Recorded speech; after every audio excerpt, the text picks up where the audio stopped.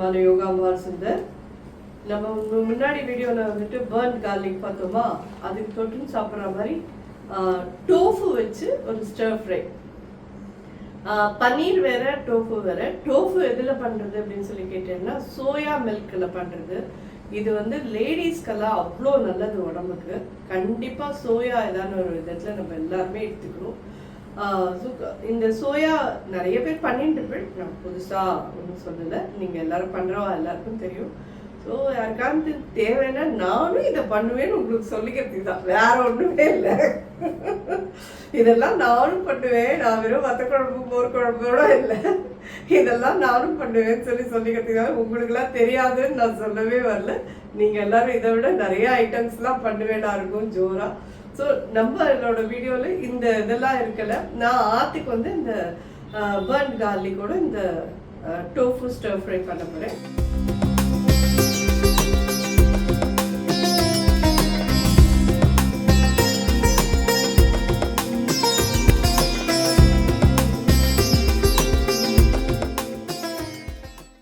இது டோஃபு இந்த மாதிரி கட் பண்ணி வச்சுருக்கேன். 200 கிராம்ஸ் டோஃபு.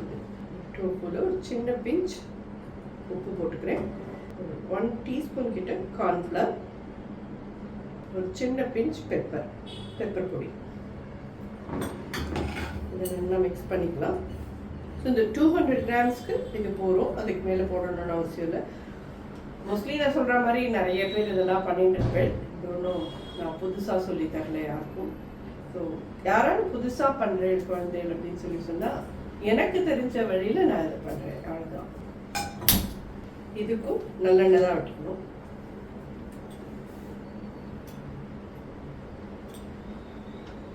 ஒரு 4 ஸ்பூன் கிட்ட நல்லெண்ணெய் விட்டுருக்கேன்.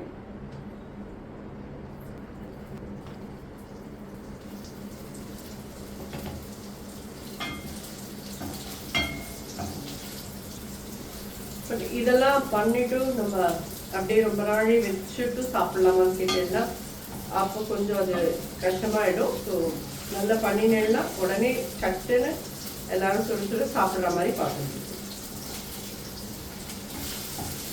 திருப்பி விட்டு நல்லா ரோஸ்ட் பண்ணிட்டு இருந்தோம். இப்போ போடுறச்சே வெள்ளையாக இருந்தது, இப்போ கொஞ்சம் ப்ரௌனாக பாருங்க. ரொம்பலாம் ப்ரௌன் ஆகணும்னு அவசியம் இல்லை, இது அப்படியே எடுத்துக்கலாம்.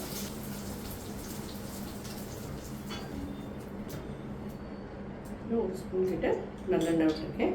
வெங்காயம் இந்த மாதிரி ஒரு வெங்காயம் தான் தனித்தனியாக பிரித்து எடுத்துட்டுருக்கேன். கேப்சிகம், சேப்பு கேப்சிகம் ஒன்று தான் இருக்கும். இந்த கார்லிக் பேஸ்ட் ஒரு 1/2 டீஸ்பூன் கிட்ட போடுறேன். அதுக்கு பெருசாக வச்சு வதக்கிடுவோம். ஒரே ஒரு பச்சை மிளகா பொடியாக கட் பண்ணி வச்சுருக்கேன். பெப்பர் பொடி ஒரு 1/4 டீஸ்பூன்.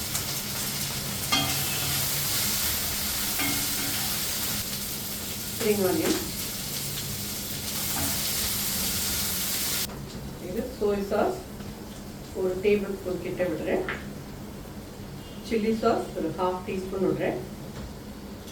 கெச்சப் நான் ஒரு 1 டேபிள் ஸ்பூன் கிட்ட விடுவோம். இது பியூர்லி ஆப்ஷனல். ஒரு 1/4 டீஸ்பூன் சுகர் போடுறேன். நல்லா வேகமாக கலந்து விடுவோம். இதில் இந்த வறுத்து வச்சுருக்க டோஃபு,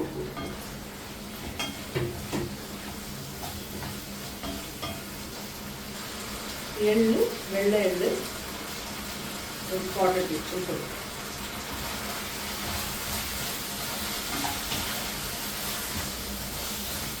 இது எப்பயுமே இந்த இதெல்லாம் மட்டும் ரொம்ப ஸ்லோ ஃபயர் வச்சுன்னு பண்ண முடியாது. கொஞ்சம் பெரிய இதுவாக அடுப்பை எரிய விட்டு போகும். அட் த சேம் டைம் ஃபாஸ்ட்டாக இதை வேக விட்டு வதக்கி பண்ணிடலாம். இது ரெடி ஆகிடுது.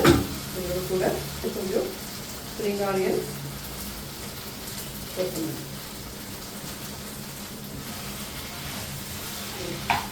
Tofu chilli or tofu stir fry எப்படி வேணால் நீங்கள் சொல்லலாம். ரொம்ப நல்லாயிருக்கும். கண்டிப்பாக அந்த பர்ன் கார்லிக் ரைஸோட இது சாப்பிட்றதுக்கு ரொம்ப ரொம்ப நல்லாயிருக்கும். நிச்சயமாக ட்ரை பண்ணி பார்த்துட்டு எப்படின்ட்டு ஃபீட்பேக் சொல்லுவோம். நிச்சயமாக குழந்தைகளுக்கும் ரொம்ப ரொம்ப பிடிக்கும். நன்றி.